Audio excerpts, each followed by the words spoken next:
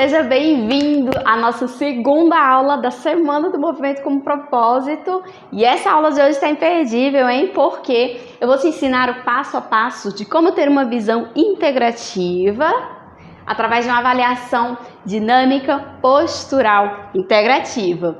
Vem comigo, porque hoje a aula está sensacional. Mas antes eu quero te agradecer por você estar aqui comigo assistindo mais uma aula da Semana do Movimento com Propósito. E se você não assistiu ainda a aula 1, corre, porque lá na aula 1 eu dei todo o passo a passo para você entender o que disfunções tem a ver com patologias da coluna, tem a ver com aqueles laudos que o paciente chega para você, exames de imagem, aquele monte de achados, os CIDs que te mandam os encaminhamentos médicos. Como que você vai tratar aquilo se você não entender de disfunções? Então vai lá, assiste minuciosamente o passo a passo, porque ali tem informações valiosas, conteúdo de curso pago, inclusive, que eu disponibilizei para você possa entender toda a minha linha de raciocínio. A linha de raciocínio que eu uso para tratar e reabilitar os meus pacientes que apresentam dor lombar, dor torácica, patologias de coluna como hérnia de disco e até patologias mais complexas como as estenoses do canal vertebral, que tem muito a ver com disfunções. Nossa aula de hoje tem a ver com análise do ritmo lombopélvico e como que você pode aplicar essa análise dentro da sua avaliação e tornar ela de forma integrativa. Qual que é a importância de aprender sobre esse tema? Hoje, nossa avaliação, quanto mais ela é diferenciada, mais o nosso tratamento fica diferenciado também. Se você faz o que todo mundo faz, uma avaliação postural estática ali superficial, anota no papel e vai correndo para escrever exercícios para aqueles desvios posturais que você encontrou, a chance de você demorar a ter resultado é muito maior. E um cliente, ele tá ali cheio de opção para escolher entre o estúdio A e B, e nem sempre ele tem essa consciência de que um resultado pode demorar. Ou seja, quanto mais tempo você demora a entregar resultado para um paciente, maior é a chance desse paciente trocar você por algum outro estúdio. Semana passada eu recebi uma mensagem de uma paciente perguntando se eu fazia atendimento online. Eu falei que não, porque no momento eu estava me dedicando apenas à assessoria aos meus alunos do curso digital. Então ela fez a seguinte afirmação: que pena, eu queria muito ser atendida por você, porque no estúdio que eu não estou tendo resultado e eu acho que eu vou trocar de estúdio. Daí eu falei assim para ela, fiz uma pergunta: há quanto tempo você está fazendo Pilates? Ela disse: eu estou fazendo há 2 meses. E eu respondi prontamente: 2 meses é um período de adaptação ainda, você precisa conhecer melhor o seu corpo também, a sua postura e ter um pouco mais de paciência para que você tenha esse resultado. Só que aqui, como a gente está conversando de profissional para profissional, eu quero chamar a atenção de uma coisa para você. Qual que é a percepção do paciente em relação à demora de entrega de resultado? Independente do tipo de cliente, isso me atrapalhou muito lá no meu início, porque eu entendia que os meus pacientes, eles estavam tendo uma evasão muito grande do estúdio e acabava que eu não conseguia reter esses pacientes para poder empilhar com novos que entravam. Então eu tinha um rodízio grande, todo mês entrava aluno, mas saía outro aluno. E as contas não batiam no final do mês, então acabava que eu sempre ficava ali no 0 a 0. E eu fui percebendo que se o meu paciente tinha essa percepção que alguma coisa faltava no tratamento, eu tinha que tomar uma atitude que era justamente a de buscar algo diferenciado.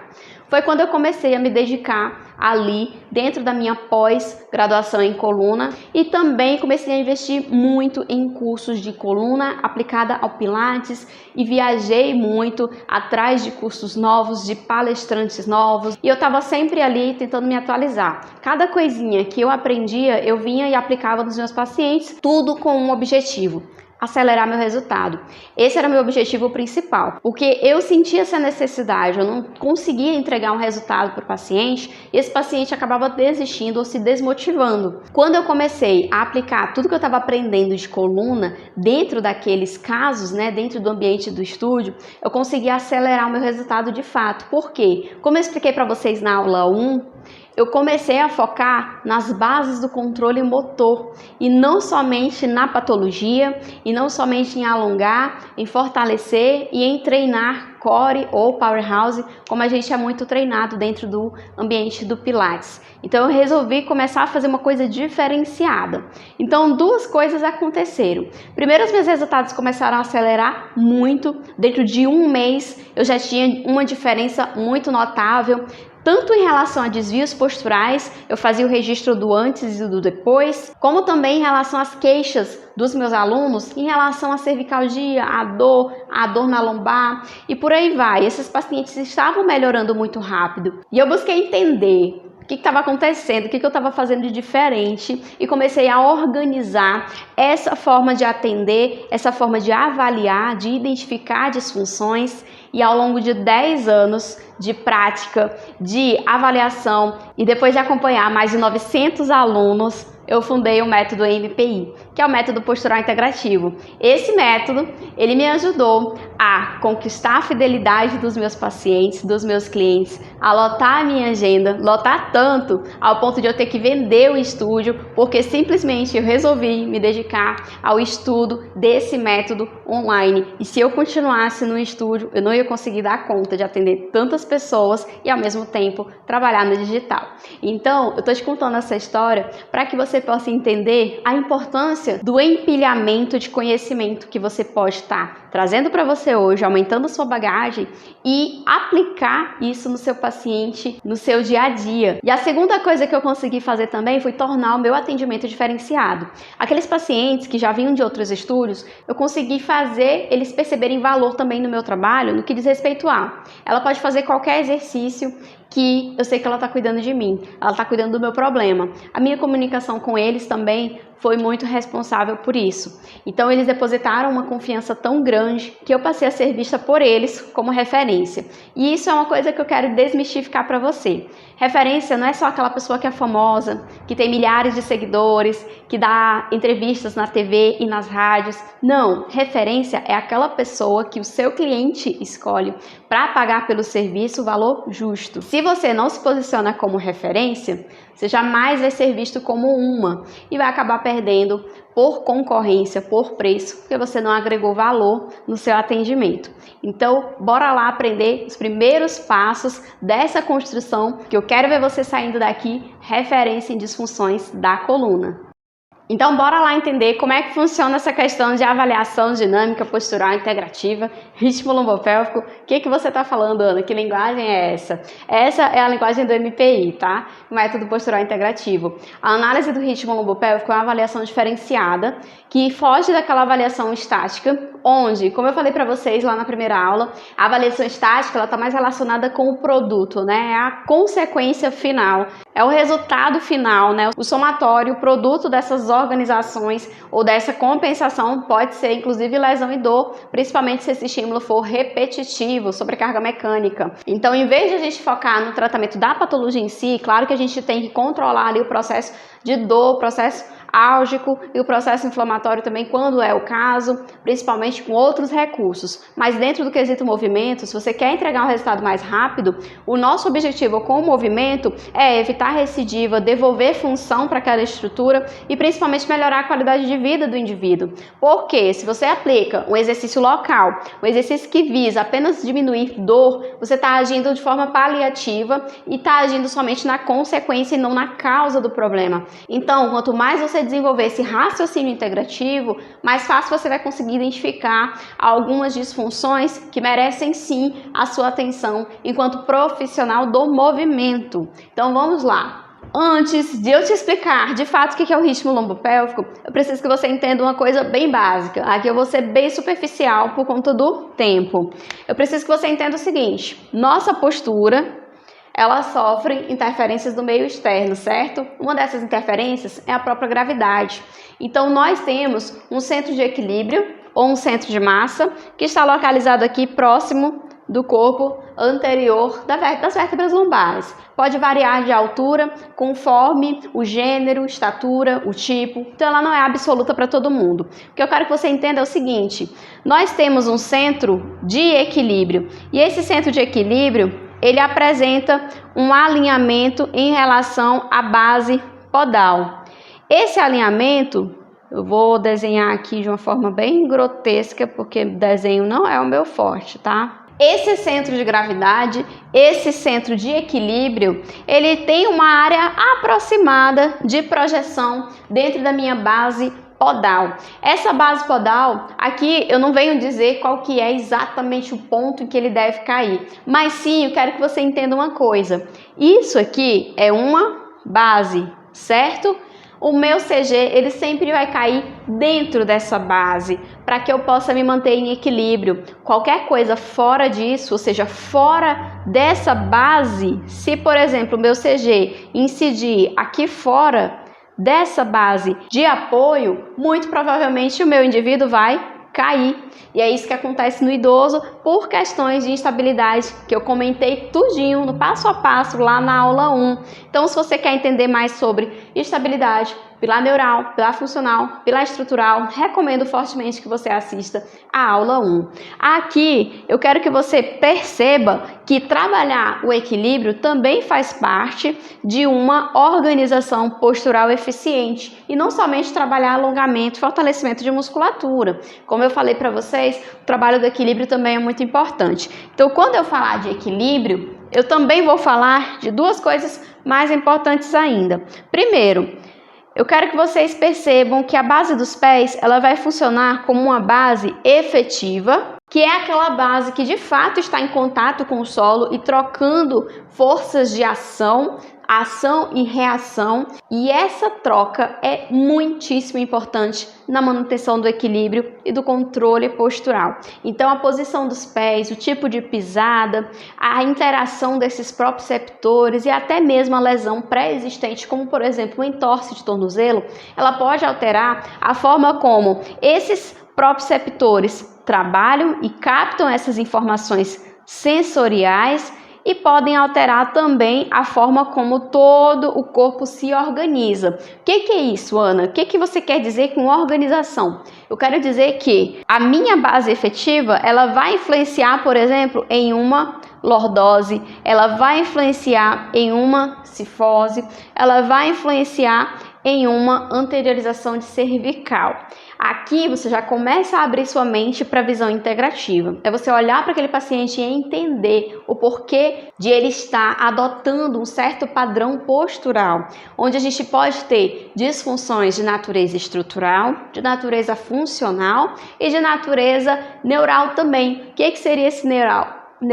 A própria organização e controle postural, controle motor. As estratégias de equilíbrio. Nós temos algumas estratégias que visam dar estabilidade para a coluna e também temos algumas estratégias que visam dar equilíbrio a todo o corpo, como por exemplo, o ritmo lombopélvico é uma delas e a outra estratégia também é a estratégia do quadril e tornozelo. Se eu tenho uma alteração da minha base efetiva, como por exemplo, uma base dos pés muito abertas ou em abdução, é aquele pezinho de 10 para as 2 ou até mesmo 15 para as 3. Essa base aberta, ela não simplesmente se resume só a disfunções do membro inferior, como por exemplo joelho e quadril, mas ela te diz muita coisa também sobre posicionamento do corpo e alinhamento em relação ao CG. Exemplo, se eu tenho uma disfunção em rigidez na região lombar, por algum motivo, a fáscia dessa região lombar, ela se enrijeceu, seja por hábitos de vida, sedentarismo, tabagismo, hábitos socioeconômicos, como por exemplo, trabalhar o dia inteiro sentado, então essa pelve acaba se fixando em hiperlordose com encurtamento do psoas. E aí a gente vai ter uma alteração que envolve pilar funcional, né, o encurtamento ali da musculatura, envolve o pilar estrutural, relacionado ali à hidratação daquela fáscia tóraco-lombar, a rigidez daqueles paravertebrais, ao posicionamento prolongado. E por causa disso, eu posso ter uma alteração na minha distribuição da base. Quando esse indivíduo se portar de pé, em posição bípede ortostática, ele pode sofrer uma alteração que seria o seguinte: uma hiperlordose notadamente vai alterar o meu CG, certo? O meu ponto, o meu centro de massa, ele já vai se anteriorizar. Se esse centro de massa se anterioriza, eu vou ter também um deslocamento da minha linha de gravidade. Então, a minha linha de gravidade, em vez de cair aqui, como seria esse exemplo aqui anatômico, se eu tiver uma hiperlordose, essa linha vai cair mais à frente, certo? Se ela vai cair mais à frente e eu trouxer ela aqui para essa base efetiva e essa projeção incidir nessa região, aqui estaria representada uma situação de instabilidade postural. Não falei instabilidade da coluna, mas sim instabilidade postural. Essa projeção está muito próxima de fora da minha base. Isso significa dizer que o mínimo de oscilação pode ser o suficiente para esse indivíduo cair. Ou seja, o risco de queda é aumentado quando eu tenho essa situação. Então, uma das estratégias do pilar neural adotadas para minimizar esse risco seria uma abertura de base podal, ou seja, pés em abdução. Então é muito comum você ver pessoas que têm hipercifose, hiperlordose, anteriorização de cervical com a minha base muito em abertura. Tudo para quê? Para que eu possa cair dentro desse CG, digamos assim, e esse CG saia dessa zona de risco e volte para cá, para o alinhamento. Então, dentro desse conceito de estabilidade postural, a gente pode considerar que essas variações que surgem em hipercifose, hiperlordose, retificações também têm relação com base dos pés também. E provavelmente eu vou ter uma disfunção aí de estratégias do equilíbrio ou do controle postural, certo? Então, além dessa base efetiva, agora que você entendeu um pouquinho sobre como se dá essa relação de equilíbrio, eu vou te mostrar também como que se dá a relação de equilíbrio com uma base que é maior do que essa base efetiva. Seria o que eu chamo de base relativa, ou seja, é toda a relação que o seu corpo geometricamente cria no espaço. Então, se eu tenho uma base que efetivamente é ocupada pelos meus pés, que é a que de fato troca forças de apoio, ação e reação do solo, eu também vou ter uma base relativa, onde quando eu faço um movimento de flexão, eu torno a minha base relativa maior. Se eu faço um movimento de abdução, eu torno a minha base relativa maior.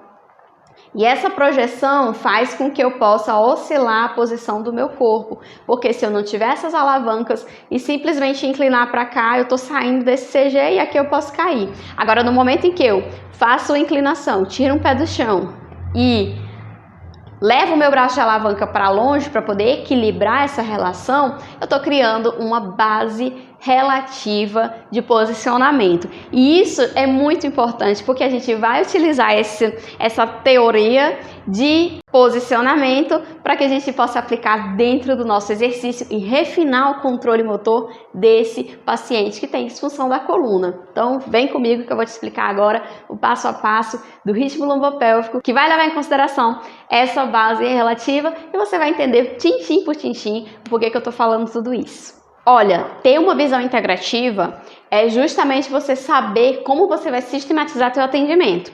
Que exercício eu vou programar, com base em quê? Tudo isso depende de uma avaliação bem feita. Se você não sabe avaliar, você de fato não sabe o que passar para aquele paciente, para aquele aluno, para aquele cliente.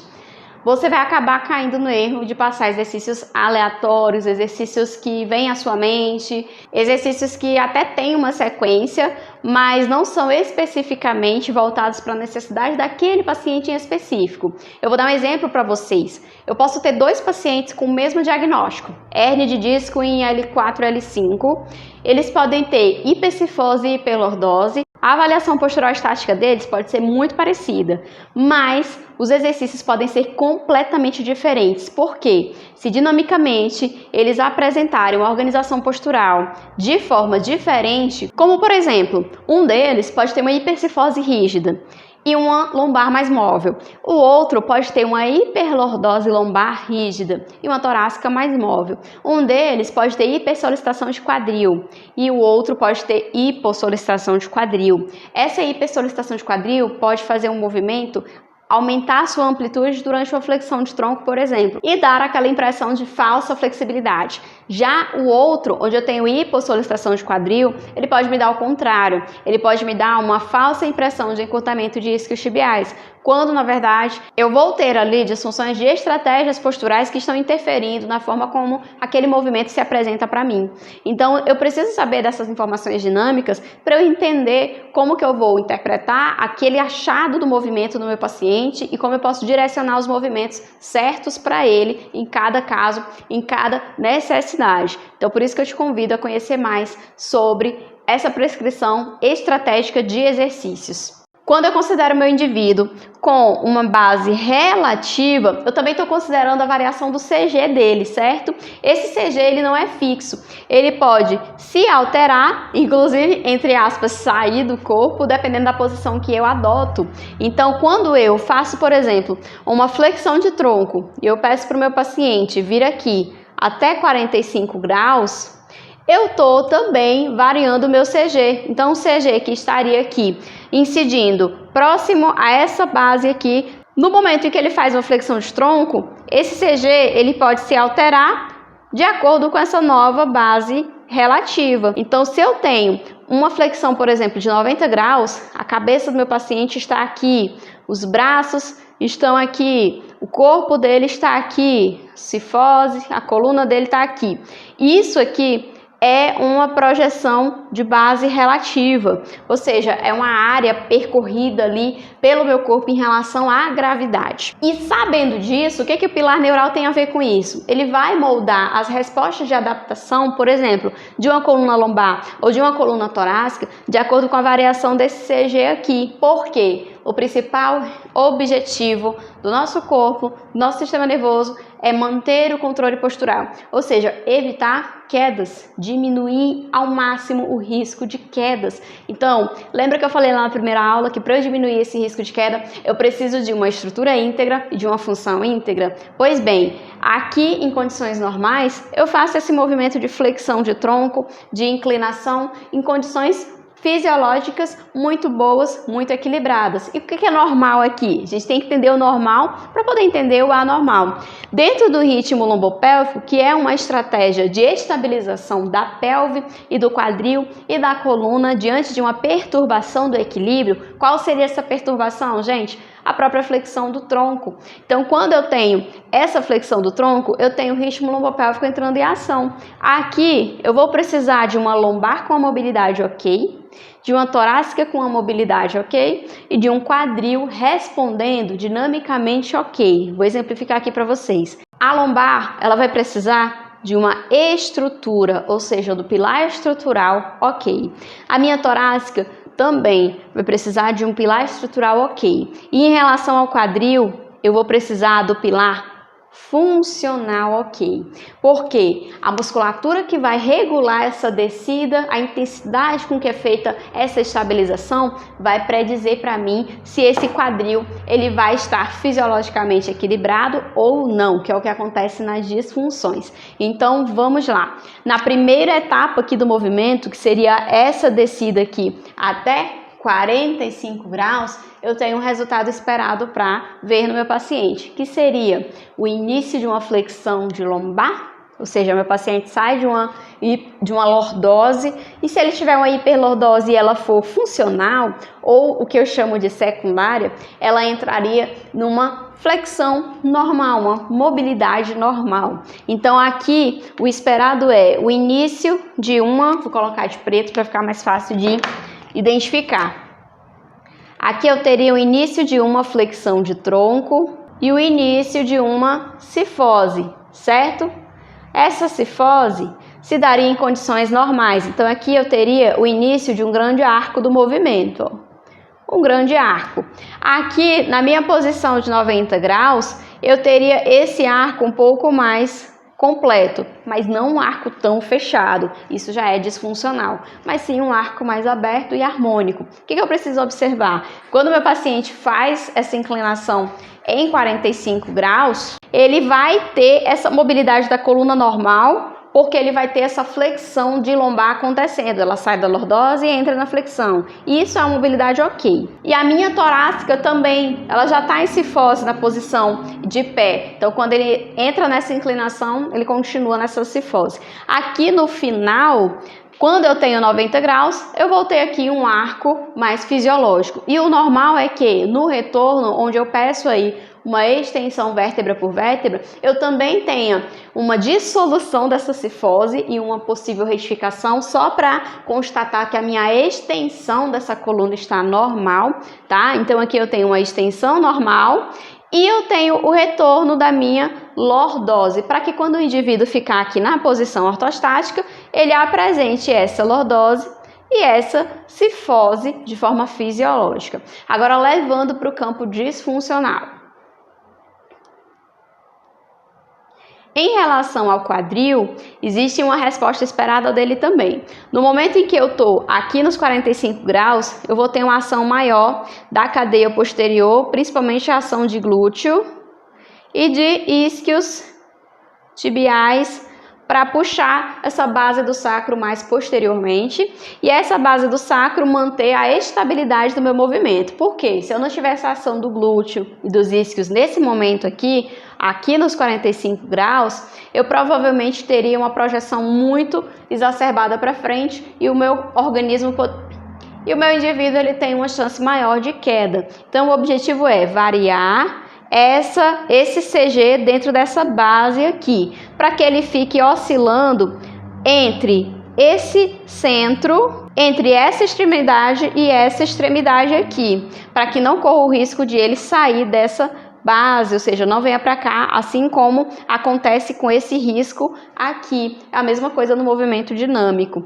Então, a ação aqui do glúteo e a ação dos isquios tibiais visam dar esse suporte. O que acontece aqui nesse momento? Quando eu ativo o glúteo e isquios, o meu quadril ele é automaticamente travado também nessa posterior e o psoas não é ativado nesse momento, para que eu possa ter essa estabilidade mantida. No momento em que eu passo desses 45 graus e vou aqui para os 90, eu já tenho uma flexão de lombar total e aqui eu já tenho uma certa estabilização desse CG. Então, o CG que já está estável e não apresenta mais risco de queda, porque ele já apresentou um ponto máximo e um ponto mínimo. Ó, ele apresentou um ponto máximo de variação, que foi esse aqui, ó, a base relativa, e um ponto mínimo de variação, que foi essa base aqui.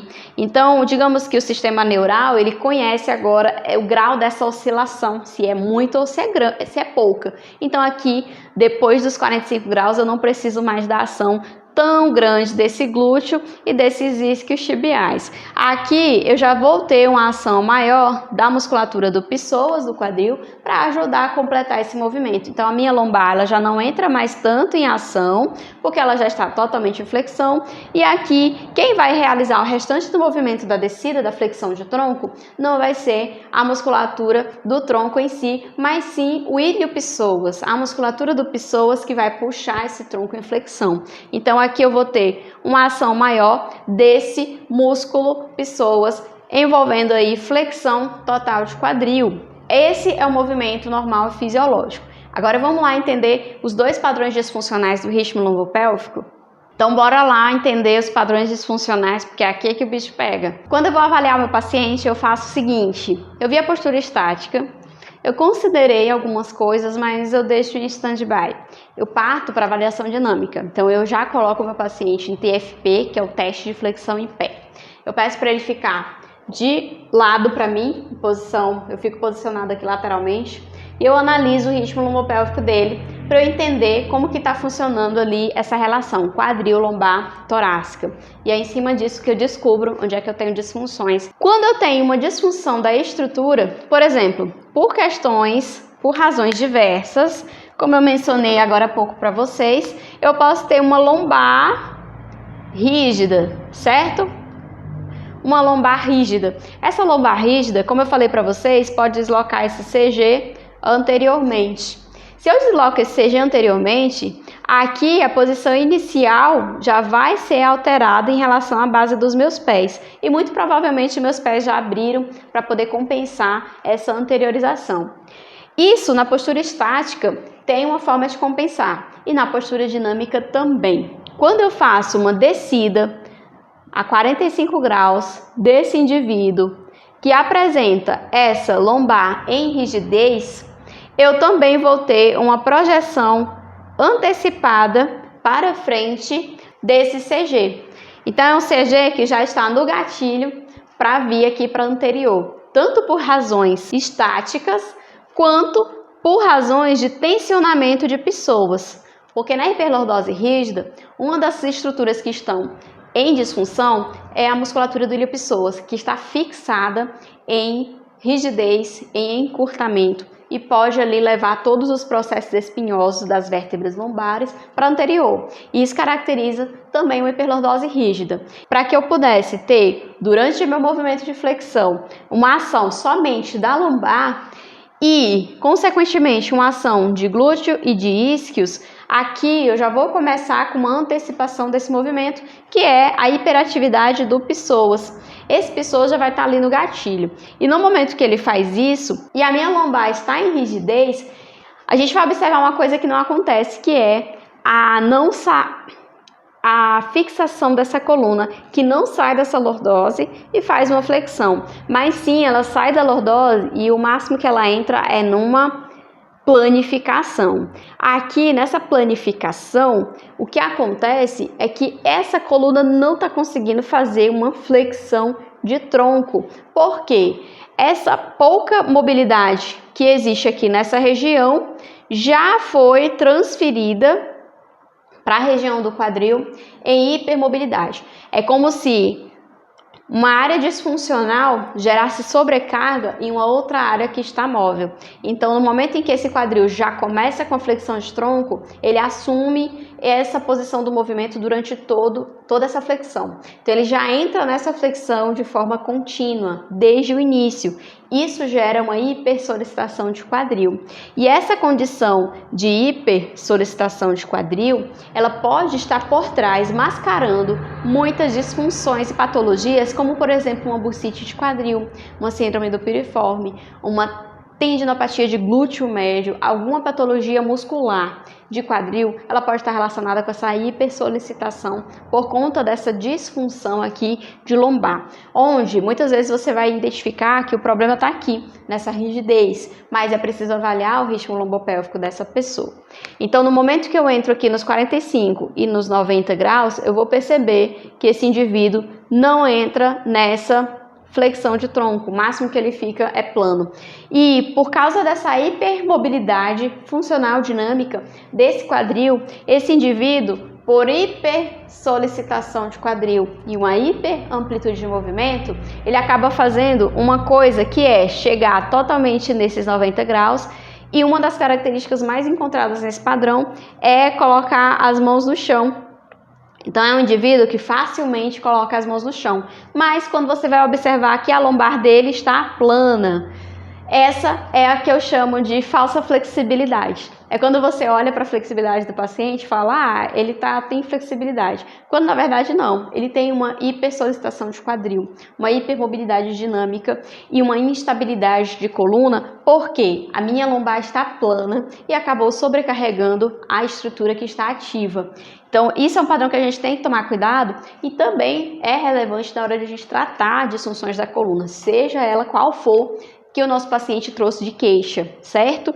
E em relação à torácica, já em relação à torácica, esse indivíduo vai apresentar uma cifose normal ou até mesmo padrões de retificação, porém são padrões móveis, porque eles estão apenas se adaptando a ajustes do CG. Se eu tenho, por exemplo, uma base dos pés muito pequenininha, é muito comum eu ter uma retificação. E se eu tiver uma base dos pés mais alargada, provavelmente eu vou ter aí uma hipercifose. Agora eu vou mostrar para vocês o segundo padrão, que é o padrão de hipercifose rígida. Por razões diversas, eu posso ter um indivíduo que tenha uma hipomobilidade de tórax, de torácica, seja por razões laborais, socioeconômicas, emocionais, alguma coisa fez esse indivíduo fixar essa coluna em hipercifose, ou seja, ela não é móvel. Quando você vai avaliar o ritmo lombopélvico, você pede para fazer a inclinação, a flexão de tronco, e logo aqui nos 45 graus, você vai ver que a torácica ela vai hipercifosar. A lombar, ela começa a fazer uma flexão de tronco também, mas a hipercifose é muito mais evidente, mais notada, porque assim como lá na hiperlordose, é como se a torácica ela já estivesse ali no gatilho para fazer essa flexão, porque é um padrão que ela já está acostumada, que é o da hipercifose, dessa projeção do CG para frente. Então, esse movimento já é habituado e acontece que na hora do ritmo lombopélvico, essa estrutura ela pode se comportar em hipomobilidade. E uma coisa que é certa, a minha base relativa ela vai ser menor, certo? No momento em que ela é menor, eu tenho uma necessidade de levar mais ainda meu CG para trás. E essa necessidade ativa o pilar neural do controle postural, fazendo o quê? Se eu já tenho uma hipercifose que estreitou a minha base relativa, olha só como a minha base relativa fica menor do que o indivíduo normal. Aqui era a minha base anterior, agora é a minha base atual. Meu ponto de extremidade diminuiu. Então, essa estratégia neural, ela tem que envolver, manter esse CG aqui, ó, alinhado nessa nova base relativa, nessa nova referência. Então, quando eu tenho essa necessidade, eu posso ter ativação de musculaturas que visem proporcionar esse ajuste, que seria o quê? Ativação, ó, hiperatividade de glúteo e de isquios tibiais. Então, é uma musculatura que vai travar o quadril, que vai trazer esse sacro para posterior, para que no momento em que ele faça essa descida, eu tenha esse controle postural posteriorizado. E isso vai impedir, por exemplo, que eu ative esse psoas durante a flexão do tronco. Então, é uma região do quadril que vai estar em hipomobilidade dinâmica. Eu quase não vou observar uma flexão de quadril ali naquele indivíduo, e o sinal clássico dessa disfunção em hipercifose primária é isso aqui, ó. O indivíduo, ele não consegue tocar as mãos no solo. E nessa situação, ele pode ter o que eu chamo de falso encurtamento de isquios tibiais. Esse falso encurtamento, ele pode acontecer por projeções do CG e por falta de mobilidade do quadril. Então, um dos tratamentos que eu utilizo para esse tipo de disfunção é justamente eu atuar aqui nesse quadril, com mobilidade dinâmica, fazendo com que esse quadril se acostume com o movimento durante o meu ritmo lombopélvico, durante tarefas dinâmicas. Então, é uma forma de ativar essa região para que eu possa, ao mesmo tempo em que eu trabalho a estrutura, mobilizando o que eu tenho que mobilizar, eu possa dar esse suporte de movimento e entendendo que esse CG, ele pode variar essa base e que essa alteração aqui não vai levar o indivíduo ao risco de queda. Afinal de contas, a prioridade do corpo é proteger. Então, se eu conscientizo através do movimento que ele pode se deslocar sem risco de gerar quedas, meu quadril ele cede facilmente. Mas lembrando que eu também posso ter um encurtamento de isquios tibiais de forma verdadeira. E aí existem alguns testes que eu faço para diferenciar se realmente é um encurtamento ou não, se vem de uma estratégia neural que está falhando. O que eu quero chamar a atenção aqui para vocês é o seguinte: nem sempre mãos que não chegam perto do solo significa encurtamento de isquios tibiais. Eu conheço muitos profissionais e eu recebo muitos profissionais que vinham com essa conduta. Faziam o teste de flexibilidade, teste de dedo solo, até mediam com a fita métrica e viam que o paciente não tinha flexibilidade, entre aspas. E aí, já de cara, ele passava exercícios de alongamento de isquios tibiais. Então, ele pegava esse paciente, colocava ele em cima do barrel e fazia o balé stretch, por exemplo. Quando, na verdade, o que tinha que ser ajustado ali não é musculatura dos isquios, mas sim mobilização dinâmica de quadril, juntamente com o trabalho de mobilidade estrutural de torácica, juntamente com o trabalho de estabilidade funcional para lombar. Então, olha só como a minha visão integrativa foi necessária para que eu conseguisse melhorar um padrão de flexibilidade. Então, se pareceu muito complexo, fica tranquilo, porque na próxima aula, na aula 3, eu vou contar para você como potencializar os exercícios dentro do estudo de Pilates ou até mesmo dentro do consultório, dentro do atendimento domiciliar, porque eu quero que vocês aprendam a prescrever exercícios utilizando os conceitos do método MPI, que é o método que eu desenvolvi para profissionais do movimento aplicarem na reabilitação de disfunções da coluna e de patologias também. Então eu te aguardo na próxima aula e a gente se encontra lá.